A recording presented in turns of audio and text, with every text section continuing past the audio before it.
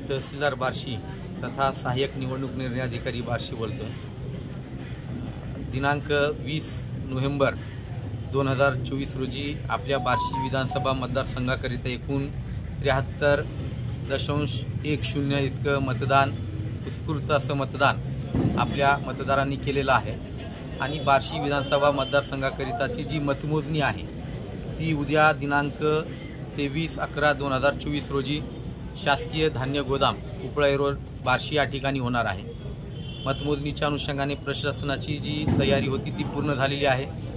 मतमोजणीकरिता जो कर्मचारी वर्ग, अधिकारी वर्ग आपल्याला या ठिकाणी नियुक्त केलेला आहे तो जिल्ह्यातील इतर विधानसभा मतदारसंघातून या ठिकाणी सरमिसळ प्रक्रिया करून या ठिकाणी पुरविण्यात आलेला आहे। उद्याची जी आपली मतमोजणी प्रक्रिया असणार आहे त्याकरिता ईव्हीएमच्या मतमोजणीकरिता एकूण 14 टेबल आम्ही त्या ठिकाणी निश्चित केलेले आहेत आणि जे पोस्टल मतपत्रिका असणार आहेत त्यांच्या मतमोजणीकरिता एकूण 10 टेबल आपण निश्चित केलेले आहेत।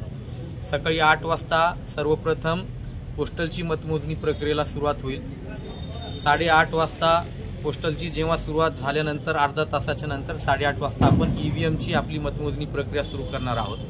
प्रत्येक टेबलवरती एक काउंटिंग सुपरवायझर, एक काउंटिंग असिस्टंट आणि एक मायक्रो ऑब्झर्वर त्या ठिकाणी असणार आहेत। तसेच पोस्टलकरिता यावेळेस आपण प्रत्येक टेबलकरिता एका अतिरिक्त सहाय्यक निवडणूक निर्णय अधिकारी यांची पण असे 10 सहाय्यक निवडणूक निर्णय अधिकारी आपण नेमलेले आहेत। सर्व तयारी आपली पूर्ण झालेली आहे। बाकीचं जे काही इन्फ्रास्ट्रक्चर आहे ते पूर्ण केलेलं आहे। बाहेर आपण मीडिया कक्ष असेल, बाकीचं कम्युनिकेशन सेंटर असेल त्याची तयारी आपण केलेली आहे। जे काही सुरक्षिततेची जी खबरदारी घ्यायची ती आपण घेतलेली आहे। आपल्या कॅम्पसच्या 100 मीटरपर्यंत आपण पेडिस्ट्रेशन झोन त्या ठिकाणी डिक्लेअर केलेला आहे आणि या 100 मीटरच्या परिसरामध्ये कोणालाही वाहन आणायला परवानगी नाही, फक्त केवळ पादचारी मार्ग आपण त्या ठिकाणी घोषित केलेला आहे। आणि मतमोजणी केंद्रामध्ये मग त्या ठिकाणी मतमोजणी प्रतिनिधी असतील, उमेदवार असतील, त्यांचे निवडणूक प्रतिनिधी असतील किंवा आमचे नियुक्त केलेले कर्मचारी असतील, कोणालाही मतमोजणी केंद्रामध्ये मोबाईल असेल, इलेक्ट्रॉनिक डिव्हाइस असेल, कॅल्क्युलेटर असेल, या अशा इलेक्ट्रॉनिक डिव्हाइस आणायला प्रतिबंध त्या ठिकाणी केलेला आहे। सुरक्षिततेच्या अनुषंगाने 3 टियरची आपण या ठिकाणी रचना केलेली आहे।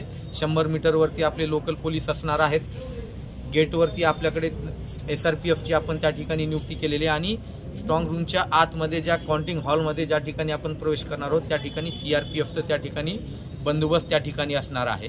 मी बार्शी तालुक्यातील सर्व नागरिकांना पण विनंती करतो का विनाकारण कोणीही मतमोजणी केंद्राकडे त्या ठिकाणी येण्याचा प्रयत्न करू नये। जो काही आपण वाहतुकीची रचना केलेली आहे त्या अनुसरून आपण आपले वाहतुकीचे जे काही पर्याय आहेत त्या ठिकाणी वापरावेत। मतमोजणी प्रतिनिधींना पण आपण त्या ठिकाणी महत्त्वाच्या सूचना देण्याबाबत आपण ऑलरेडी कॅन्डिडेट्स जे आहेत सगळे त्यांना आपण त्या ठिकाणी सूचना दिलेली आहे। उद्याच्या संपूर्ण प्रक्रियेसाठी बार्शीचं प्रशासन तयार आहे। साधारणतः मतमोजणी किती वाजेपर्यंत पूर्ण होईल? आपण ज्यावेळेस 8:30 वाजता आपला पहिला राऊंड आपण सुरू करणार आहोत, सुरुवातीचा जो पहिलं मतमोजणीचा निकाल आहे एक साधारणतः 1.5 ते 2 तासामध्ये येईल आणि त्यानंतर अर्ध्या तासाला आपला एक राऊंड त्या ठिकाणी पूर्ण होणार आहे। 14 टेबल आपल्या आहेत, 333 एकूण केंद्र आहेत, त्यामुळे जवळपास 24 मतमोजणीचे राऊंड आपले त्या ठिकाणी होणार आहे। सध्या सुरुवातीला मोजणी कुठली होणार? पोस्टलची मतमोजणी आपण 8 वाजता सुरू करणार आहोत आणि एकदा का पोस्टलची मोजणी सुरू झाली का 8:30 वाजता ईव्हीएमची। पोस्टल किती बंदोबस्त किती आहे?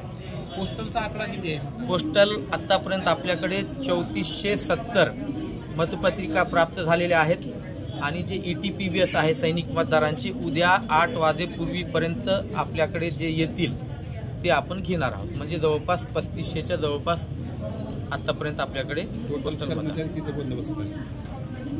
टोटल आता या ठिकाणी जे कर्मचारी नियुक्त केलेला आहे, जे कर्मचारी मतमोजणीकरिता नियुक्त केलेले साधारणतः 150च्या जवळपास आपण नेमलेला आहे आणि जी 3 टियर सिस्टीम आहे त्यामध्ये मग 100 मीटरवरती त्या निकषाप्रमाणे आहेत, कॅम्पसमध्ये त्या पद्धतीचे गेटवरती त्या निकषाप्रमाणे आहेत आणि गेटवरती पण आपल्याकडे त्या निकषाप्रमाणे बंदोबस्त दिलेला आहे। Okay, thank you.